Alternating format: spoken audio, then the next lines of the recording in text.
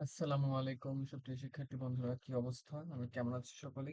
আশা করি সবাই ভালো আছি। আমাদের আমিও আছি আলহামদুলিল্লাহ ভালো।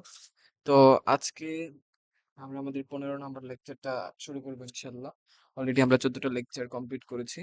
তো চলেন আজকে আমরা পড়বো clause and its classification. So আর দেরি না করে আমরা শুরু করে দিই ইনশাল্লাহ। ওকে। Clause is mainly divided into two categories. Clause প্রধানত দুইটা ভাগে বিভক্ত। ভিজ যেমন independent clause and dependent clause. Independent clause. An independent clause is such a clause that can express itself without adopting help from any other clause or clauses.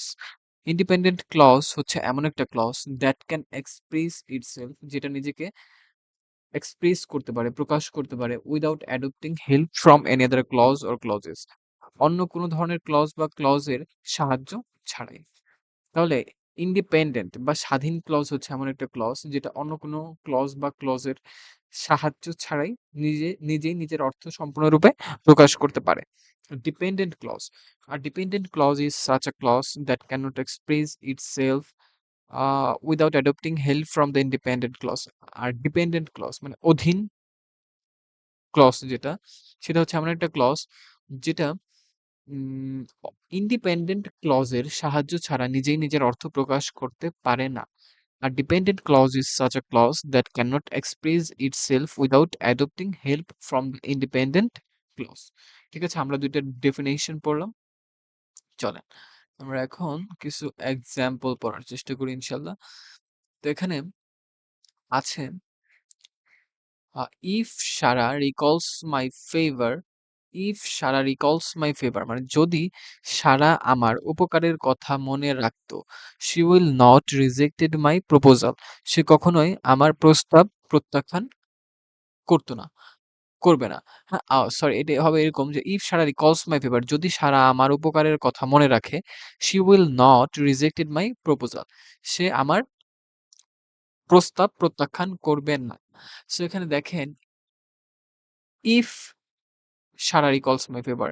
আচ্ছা, আমরা dependent clause আর independent clause এর জন্য আমরা আগে একটা নোটটা পড়ে আসি, তাহলে আমাদের জন্য ইনশাআল্লাহ সুবিধা হবে। দেখেন কি বলছে, we must not forget that a dependent clause always begins with a clause marker. আমাদের ভুলে গেলে চলবে না যে একটা ডিপেন্ডেন্ট ক্লজ সর্বদাই ক্লজ মার্কার দিয়ে শুরু হয়।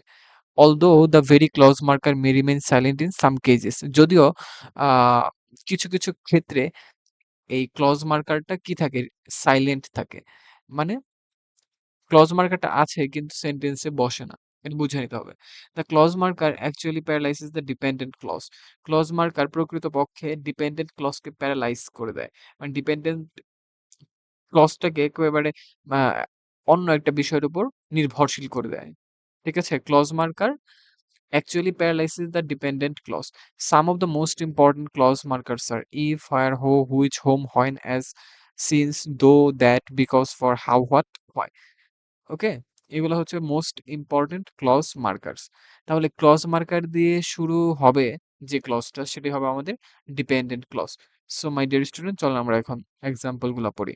If Sara recalls my favour, এটা ডিপেন্ডেন্ট ক্লজ। কেন? কারণ এটা ক্লজ মার্কার ইফ দিয়ে শুরু হয়েছে এবং এই ক্লজ মার্কারটা ডিপেন্ডেন্ট ক্লজকে কি করেছে, প্যারালাইজ করে দিয়েছে। কি বলেছে নোটে, we must not forget that begins with a clause marker, although the very clause marker may remain silent in some cases, the clause marker actually paralyzes the dependent clause।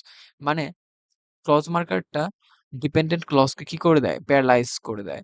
So if Sara recalls my favour, যদি Sara আমার উপকারের কথা মনে রাখে, যদি Sara আমার উপকারের কথা মনে রাখে, এইভাবে আমরা যদি বলি সেন্টেন্স কি পরিপূর্ণ হবে?